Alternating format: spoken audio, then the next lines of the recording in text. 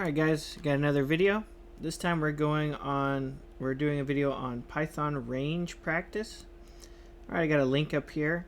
We're going to be talking about the Python range function, and additionally we're going to be talking about Python arguments. Python arguments and the range function go hand in hand, as do a lot of different functions. Let's start with what is the Python range function. Got a link here. So the website I want you to look at for this.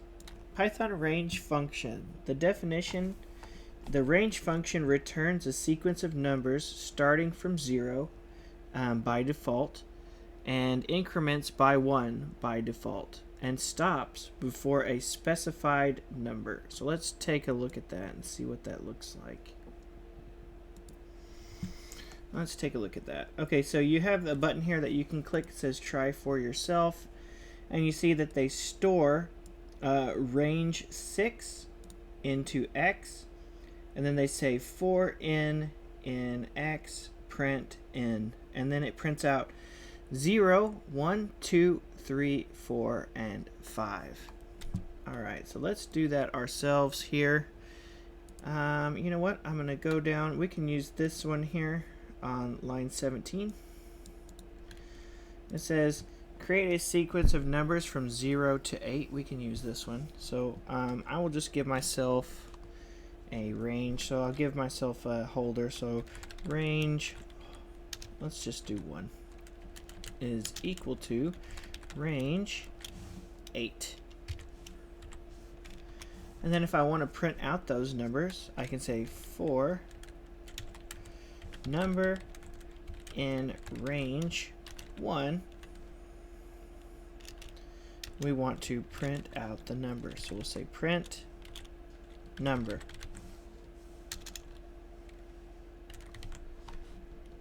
Okay, let's see what happens when we do that. We'll run it, and you'll see that I get 0, 1, 2, 3, 4, 5, 6, 7. Okay, so right there, right off the bat, you should notice it did not print the number 8. It did not print the number 8. It went all the way up to 8. So I'm going to make a note for myself. The range function does not prints. Let's say the range function creates a range up to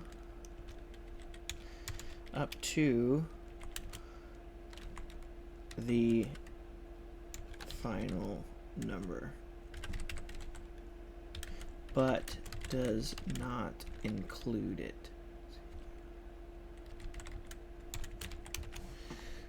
So if we want to get numbers from 0 to 8, instead of doing range 8, we would need to do range of 9. So let me try that. Range 9, and I will run it. So 0 to 8. In order to get 0 to 8, you actually have to use range of 9. So let's go back and let's fill in our definition for the range function. I'm going to fill that in. So the range function returns, I'm going to pull this off to my side and I'm going to type it over there, but this is where I'm getting the definition. Let's say print the range function returns a sequence of numbers starting at 0 by default and incrementing by 1. I'm going to make another print statement.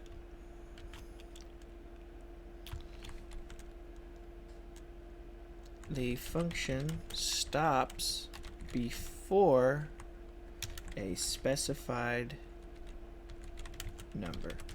So I just showed you an example of that. We used 8 and it went all the way up to 8. So if you want to include the 8, you actually have to go 1 above it. This is going to be important, especially if you're going to take the Python certification test. Okay, so the number inside of here, that 9, that is considered an argument. That is considered an argument. It is an argument or a parameter. So I'm going to go to this other link here, and we're going to talk about what is a Python argument, or arg.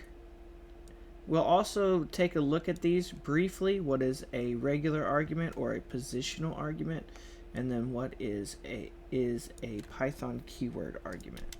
So I'm going to go to this web page here.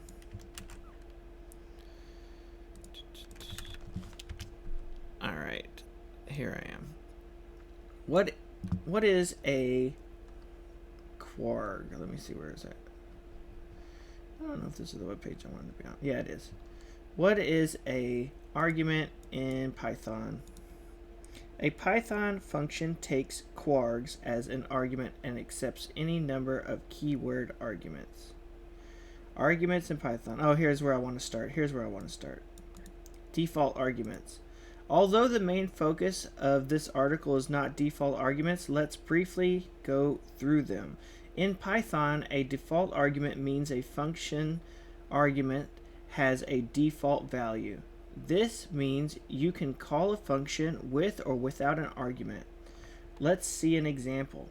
So they create a function called greet, and then it says name is equal to friend. And then it says print hello, comma, name. And then when you type greet, the output is hello friend. So the default for this argument, since they use the equal sign, is friend. And if you send it a value like Jack, it will print out Jack. Okay, so what is the definition for a Python argument?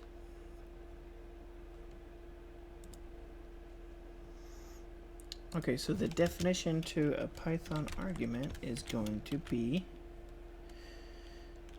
an argument is the value that is sent to a function when it is called.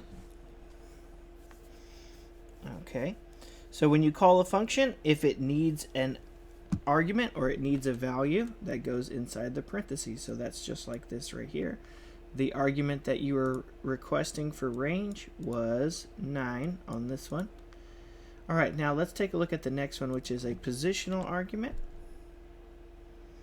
I'm going to go back to this page again. So that was a default argument. Let's take out a positional argument. Positional arguments are the regular arguments you use all the time. They need to be included in the right order in order to call the function. For example, here is a function that accepts 2 arguments, first name, last name. Okay, so when they call this function greet, they send it 2 values, Jack, Jones. And then if you call it, you say greet Jack Jones, hello Jack Jones, and it prints it out in the order that you gave it. However, if you tried to put Jones first and then Jack, it would say hello Jones Jack. So a positional argument is an argument that must be put in the correct order. So this is the same type of thing. So I'm going to say print a positional argument is an argument that is sent to a function, but it needs to be put in the correct order. Our range function has multiple different arguments that do need to be put in the correct order. So if we take a look at our range function definition, let me see if I can figure out where she's at here. Got 100 links open. I'll just go reopen it myself. This is how I get more tabs open on my screen than what I really want, but here we go. Okay, so with the range function, it's got 3 different arguments that it can accept. The starting value, the stopping value, and a step value. We'll go through all 3 of these, but these need to be put in the correct order. Otherwise, what you want, what happens, well, it'll be basically out of order and you won't get the results that you're actually looking for.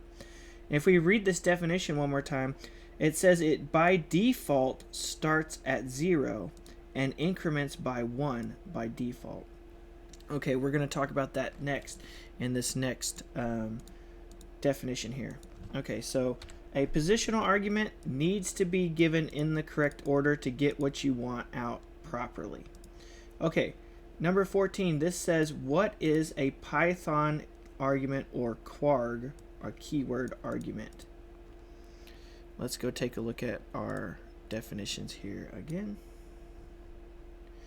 Keyword arguments in Python. In a previous example, you learned how positional arguments work. If you pass a function with some positional argument, you are expected to call the function with the arguments in the right order. I just said that. But you can also pass arguments as keyword arguments. When using keyword arguments, the order does not matter anymore. Okay, so this time when they're passing the argument, they're saying, hey, I want to send you the last name, and I want to send it, here's the last name, Jones, and then it says, I want to send you a first name of Jack. So whoever's calling this function, since they're actually putting in the first name and last name as what they're wanting to send, that allows you to put them in reverse order. Okay, so we're not going to be doing any of that today. I just wanted to go over it so you knew what it is, or know that it's available. So I'll give a definition for that too as well. So print a kwarg is a specific argument. I feel like I spelled specific wrong. I'm pretty certain.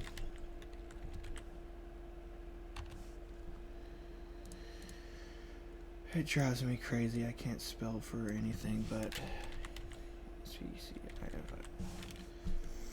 a kwarg is a specific argument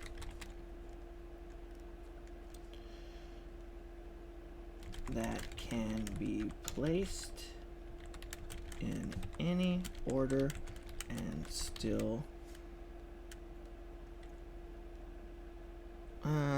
work correctly. Let's do it like that. Probably not the best definition, and I'm sure there's other definitions for that. Okay, let's continue going, and we'll try and make some of this make a little bit more sense. To me, reading definitions is one thing, but using it is another. Okay, create a sequence of numbers from 15 to 35. Now, with this first example, range 9, it automatically started out at 0 and then went to all the way up to 8. Now, this time we want to start at 15 and go all the way up to 35. In this example over here, it says we have a start and stop. So let's try and give it 2 arguments this time. So we'll say range of 2 is equal to range, and we want to start at 15, so we'll say 15 comma, and then we want to go to 35. So we learned in this first example we have to go 1 above it, so we'll say to 36. And then let's go ahead and print this out again. For number in range of 2 this time, we want to print the number again, like so. Let's see if we get a range of 15 to 35 when we do this. Alright, so we start out at 15 and we go all the way up to 35. That is exactly correct. Okay, so why did it work? Why did it default to 0 on the first one? How did it know to do that? Well, this is a default argument. If you take a look, Let's see here. Let's go back to the top. I think it shows default arguments. Right there. We were talking about it at the start. If the person did not put in a argument name for it, or they did not put something in, and you call it like that, greet, without anything at all, it's automatically putting in friend. So that's how it printed out friend right there. However, with this range function, let me make a comment for myself. Range looks like this. Start, and it automatically starts at 0, so it looks something like that. And then stop has no argument whatsoever, so you have to provide that one. And then you have step, and then the step default value is 1. It will automatically count by 1 without you saying anything. It will automatically do that. Same thing with the start. Alright, the next one says create a sequence of numbers from -10 to 25 and print them out in a loop. And so let's do that one. So we'll do range of 3 is equal to range, and we're going from -10 to 25, so I'll say -10, and we want to go up to 25, so I'm going to have to go one more higher than that. Alright, let's do this. For number in range of 3, print number. And if you don't want to see all the other ones every single time, you can always comment those out, and you won't have to read all that stuff every single time. So there we go. We're going from -10 to 25. Perfect. Alright, the next one says we want to go from 105 to 250. Alright, so I'll say I'm going to show you how to shorten this a little bit. So we're storing the value into a variable. Let's try and skip that step. So I'll say for number in range, and I want to go from 105 to 250, so I'll say from 105 to 251. But this time, instead of counting by ones, we're going to count by 5s. So then I'm just going to put a comma and a 5. And I'll say print number.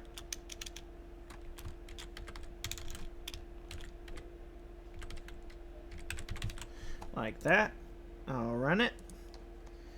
And you'll see it starts out at 105 and goes all the way up to 250, and it counts by 5s. And this one saved me an extra line because instead of storing it into a variable, I just went ahead and put it in the for loop.